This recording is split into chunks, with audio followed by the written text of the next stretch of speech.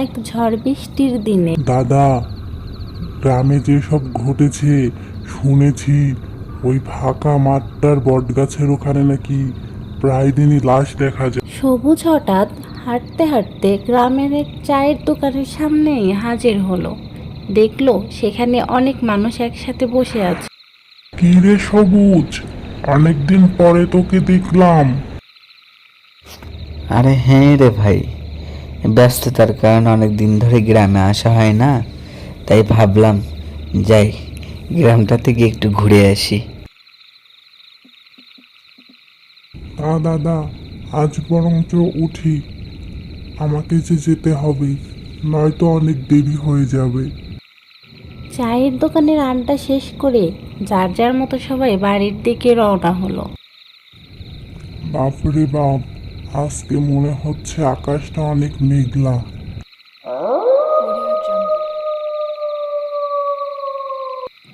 ঝড় বৃষ্টির দিন হওয়াতে রাতের রাস্তাটা প্রায় আরো অন্ধকার দেখায়। ভালোই ভালোই বাড়ি পৌঁছাতে পারলে হয়। হঠাৎ করে দূরের ওই মাঠটাতে কাউকে একটা বসে থাকতে দেখা যায়। কে ওখানে? কে বসে আছো? সামনে এসো। কি হয়েছে তোমার? এত রাতে তুমি এখানে বসে কি করছো? এ কি? কে তুমি? আমাকে ছেড়ে দাও, আমি কিছু করিনি, আমাকে ছেড়ে দাও। ছেড়ে দেব তোকে আমি? কিভাবে ছেড়ে দিব? আমার মৃত্যুর পর তুই আমাকে কি বলেছিলি? বাঁচাও! আ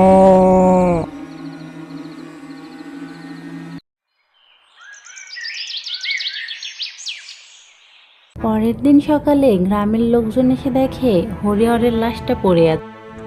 কাল রাতে বসেই আমাদের সাথে গল্প করছিল, আজকে কি হয়ে গেল? সেদিন রাতে সুজন বাড়ি ফিরে সে মনে মনে অনেক কিছু ভাবতে থাকে। না, গ্রামে সব কী সব ঘটছে, আমি তো এভাবে বসে থাকতে পারি না, আমাকে দেখতেই হবে যে গ্রামে কি সব ঘটছে। মধ্যরাতে সুজন বাড়ি থেকে বেরিয়ে যায়। আজকে আমি এর রহস্যটা বের করেই ছাড়বো। এটা কি আসলে কোনো মানুষের কাজ নাকি অন্য কিছু? রাত আরো গভীর হোক, আজ আমি দেখবই কেন বা গ্রামের মানুষগুলো লাশ এখানে পাওয়া যাচ্ছে।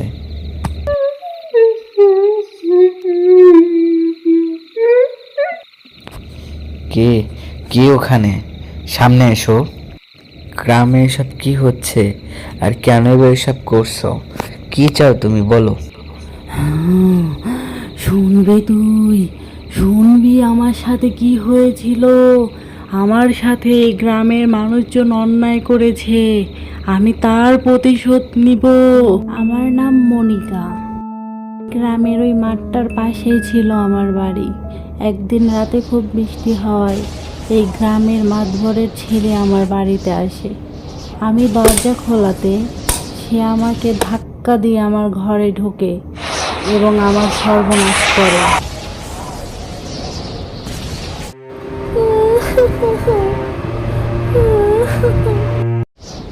সেদিনের রাতের ওই ঘটনার পরে আমি লজ্জায়, ঘৃণায়, দুঃখে ওই ফাঁকা মাঠটার ওই গাছের সাথে গলায় দড়ি দিয়ে আত্মহত্যা করি।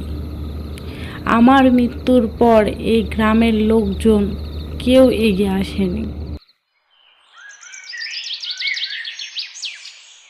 পরের দিন সকালে লোকজন এসে আমাকে দেখে বলে আমি নাকি খারাপ, তাই আমি এরকমটা করেছি। ঠিক আছে, বুঝতে পেরেছি, তোমার সাথে যা হয়েছে খুব অন্যায় হয়েছে। যে তোমার সাথে এসব করেছে তাকে তোমার সামনে নিয়ে আসবো, আমি কথা দিলাম। আমি প্রতিশোধ নিতে যাই, প্রতিশোধ। সে রাতে সুজন ভাবতে ভাবতে তার বাড়িতে চলে আসে।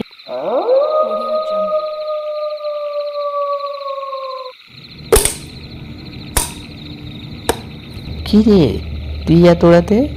কিছু কি হয়েছে? বল আমাকে। কি রে রোমান, ঘুমিয়ে পড়েছিলি নাকি? তোর জন্য আমার কাছে একটা জিনিস আছে, সেটা আজকে তোকে আমি দেখাবো, চল আমার সাথে। সুজন তখন তার বন্ধুকে নিয়ে সেই ফাঁকা মাঠটার দিকে যায়। কি রে, দাঁড়া দাঁড়া, কোথায় নিয়ে যাচ্ছিস আমায়? আরে বল আমাকে। কেন? তোকে বললাম না, তোকে আমার একটা জিনিস দেখানোর আছে। চুপচাপ চল আমার সাথে। রে, তুই আমার এই মাঠের কাছে নিয়ে আসলি কেন? শুনেছি রাতের বেলা এখানে নাকি অনেক ভয়ানক কিছু ঘটে। কে তুমি? কি চাও আমার কাছে?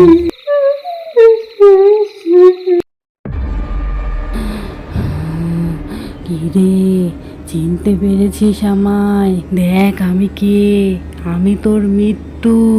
তোর মৃত্যু এখন তোর সামনে। তোকে মরতে হবে। হা হা।